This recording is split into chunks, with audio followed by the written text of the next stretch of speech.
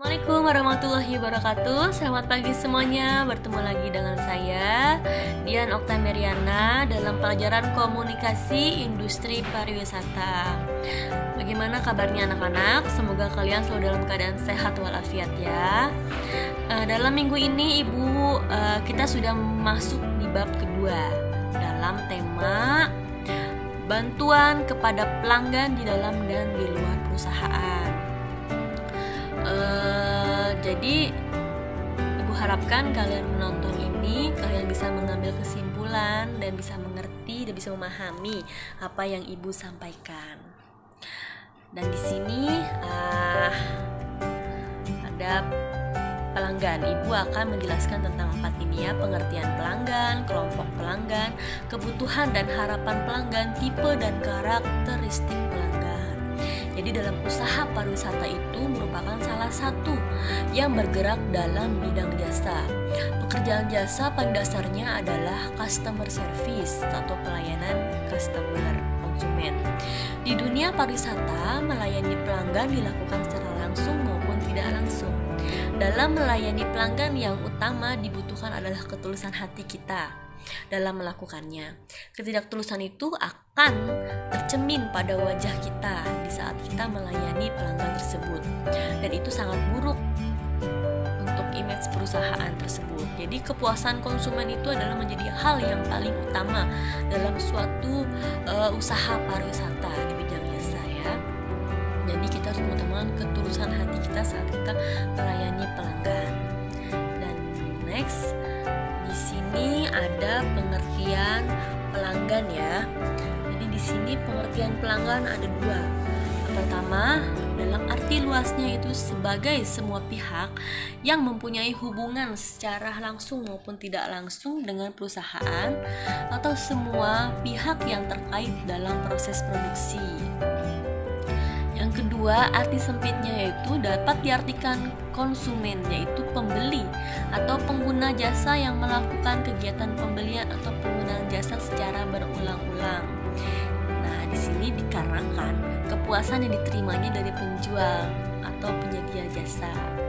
Jadi, kalau tamu tersebut balik berulang-ulang ke perusahaan itu pasti dia merasakan kepuasan yang diterimanya sehingga dia terus berulang-ulang balik. Nah, selanjutnya di sini ada pelanggan. Pelanggan itu dibagi menjadi 2. Pelanggan internal yang pertama ya. Pelanggan internal itu adalah pelanggan yang berasal dari dalam perusahaan yang menggunakan produk dan menjadi pelanggan dari produk yang dihasilkan oleh perusahaan itu. Yang kedua adalah pelanggan eksternal, yaitu pelanggan yang berasal dari luar perusahaan yang membeli dan menggunakan barang atau jasa yang dihasilkan oleh suatu perusahaan tertentu. Next, bisa lihat ya, di sini ada hierarki kebutuhan Abraham Maslow.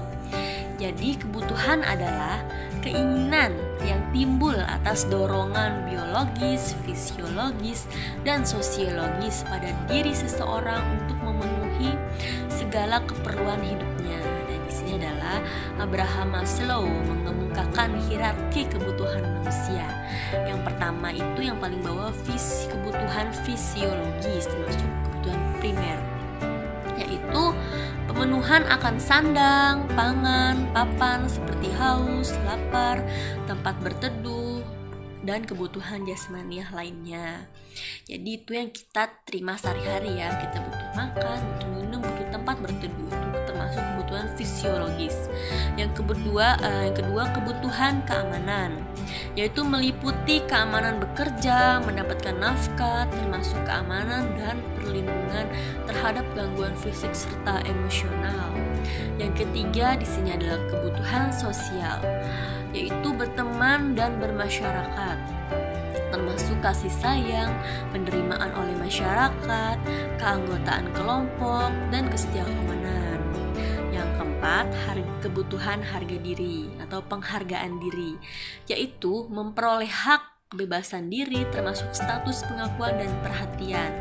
Yang kelima, kebutuhan aktualisasi diri, yaitu kemampuan mencapai sesuatu, termasuk memperoleh kepuasan diri dengan mengembangkan pengetahuan dan keterampilan. Jadi itu 5 hierarki kebutuhan menurut Abraham Maslow. Jadi kalian harus ingat ya. Next, di sini ada harapan pelanggan. Harapan pelanggan secara umum itu adalah untuk memperoleh kepuasan dari layanan yang mereka dapatkan.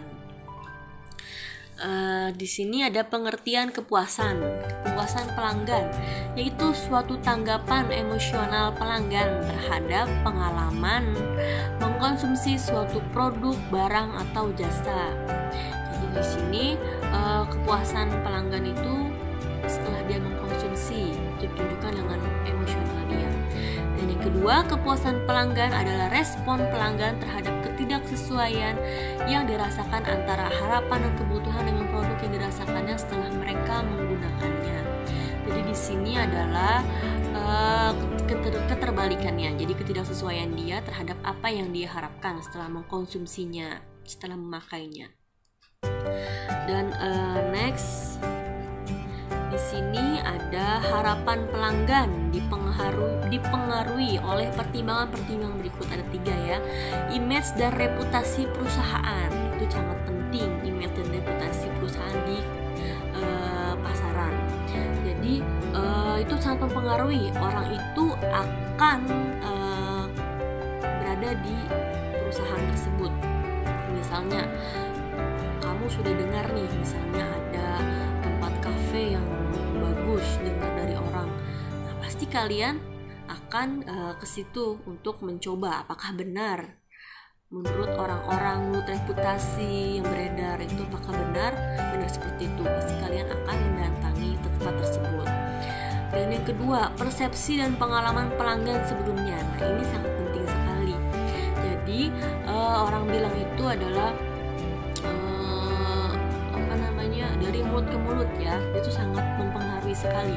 Misalnya saya pernah berkunjung ke suatu kafe di daerah Bogor dan saya menceritakan pengalaman saya terhadap kafe tersebut ke teman-teman saya. Misalnya, hai kemarin saya ke kafe itu dan itu tuh sangat bagus sekali pemandangannya, sangat enak makanannya, pelayanannya sangat ramah. Pasti yang mendengarnya, masa sih? Pasti dia akan ke situ juga untuk merasakan apa yang saya ceritakan. Nah itu sangat penting sekali makanya kalau misalnya nanti kita bekerja di suatu perusahaan barang dan jasa, ataupun kita mempunyai perusahaan barang atau jasa, berusahalah kita membuat customer kita yang pertama itu sangat merasa puas, nyaman, dan itu pasti dia akan membawanya pengalaman itu terhadap orang lain dan akan menceritakannya, dan itu akan membuat pelanggan-pelanggan yang lain datang ke perusahaan kita. Dan selanjutnya adalah peran perusahaan dalam mengiklankan produk-produknya. Jadi di sini juga sangat penting ya. Misalnya kalian nonton TV nih, wah bagus banget tuh misalnya iklannya itu iklan apa sih, iklan makanan lah ya, buy one get one atau buy two get one. Nah itu juga sangat penting sekali iklan ya. Jadi orang itu pasti akan melihat dari iklan tersebut menarik dan dia akan mengunjunginya. Jadi begitu. Dan oke, saya rasa untuk materi kali ini cukup, dan terima kasih untuk perhatian kalian sudah melihat video ibu. Semoga kalian mengerti, dan bila kalian tidak mengerti dan ada yang kurang dipahami, bisa langsung menghubungi ibu ke nomor WA ibu. Ibu selalu terbuka untuk kalian. Sampai jumpa untuk minggu depan.